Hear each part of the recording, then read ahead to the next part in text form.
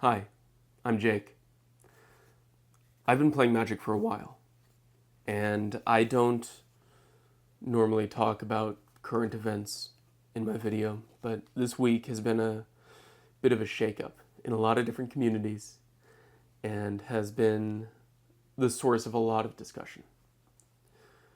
But for me, it reminds me of back when I was just starting the game. Going to a card shop with a deck in a box that looked like this, my entire collection fitting into a box about this size. I'd played Magic with my friends at school, decided that I wanted to go try playing at a real store. I asked, if anybody wanted to play Magic, and they said, "What format?" I said, "I don't really know what that means." They said, "Okay, sounds good. So just kind of casual." Go to play my first game, and my opponent plays a Sarah's Sanctum, a bunch of enchantments, ramps out like crazy, has me completely blown out while I'm sitting there with a trained Armadon in play.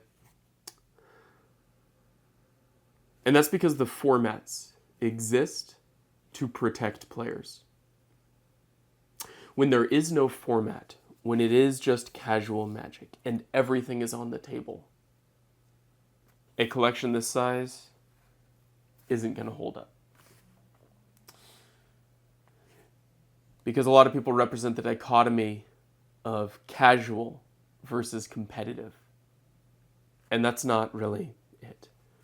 It's casual versus structured. And when you are playing in one of those formats, when you are playing with those rules, there's a box that's drawn around the cards that are allowed to be used, rules set on how many of each card you can use.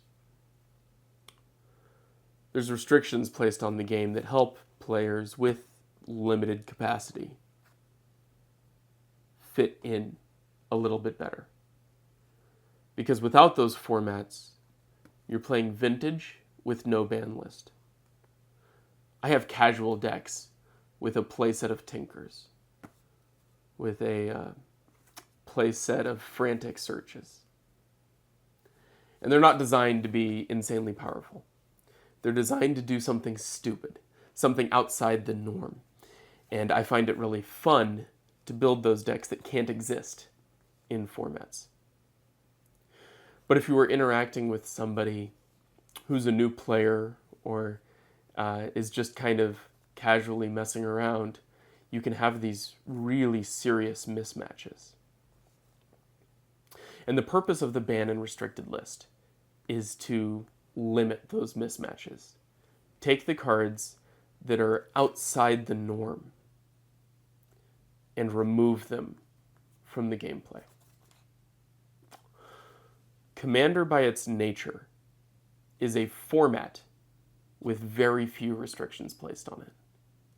There's no specific sets, a short ban list for the total pool of cards that you can choose between. And when that list changes, there's always a big shakeup. I remember back when Rafellos was banned, and I had friends decrying the end of EDH because that was the only way that green could get under a lot of the board wipes and counterspells that we were dealing with. And over time, creatures became more powerful, and then lands became more powerful, and we got this slightly better balance across the different card types. And the game kind of self-corrected. We're out of whack right now in Commander. And I think there's a lot of different problematic cards. Tackling the fast mana is a good step. And it's designed to protect those new players, to reduce the swing in variance. Because the reality is, if you're playing casually in Commander, there are no specific rules that you need to follow. I mean, last night we were playing Commander, and my deck had a Mana Crypt in it. One of my friends was running a Recurring Nightmare in their deck. My wife had a Grizzlebrand in her deck. as long as everybody at the table agrees, you can run whatever cards you want, right? The rules committee can't dictate every game. Only the games that fit into that structure.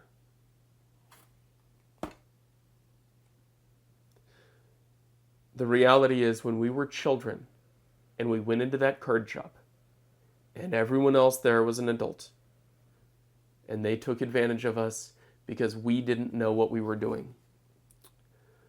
Now, we are the adults in the room.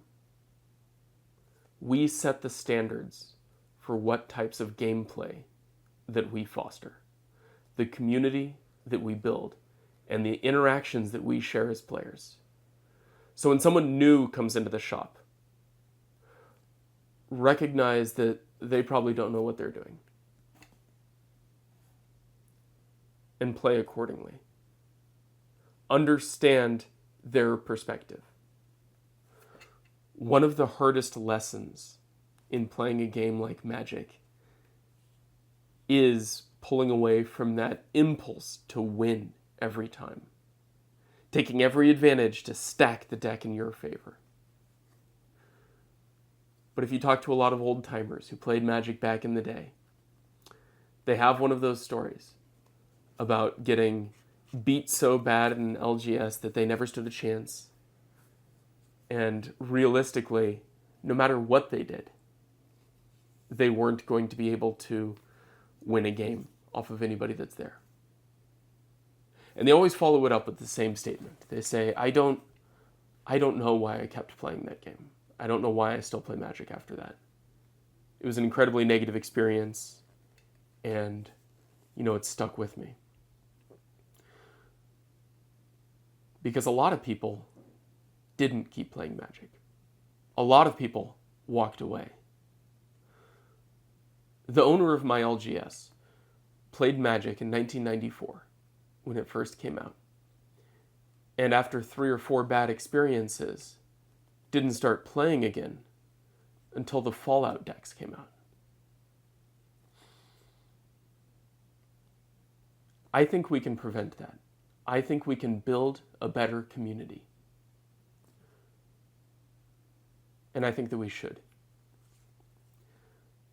I encourage you to just take a minute and think about what you can do in your local community to foster the type of gameplay and the type of personality that you wanted to experience when you first started playing Magic. Because when someone new comes into the game, or looks up the game online, and sees the discussions that have been prevalent over the last week, I'd be surprised if all of them stuck around. And I think right now, we're losing players, not because of any ban list or any rules, but just because of the community reaction. That kind of saddens me a little bit.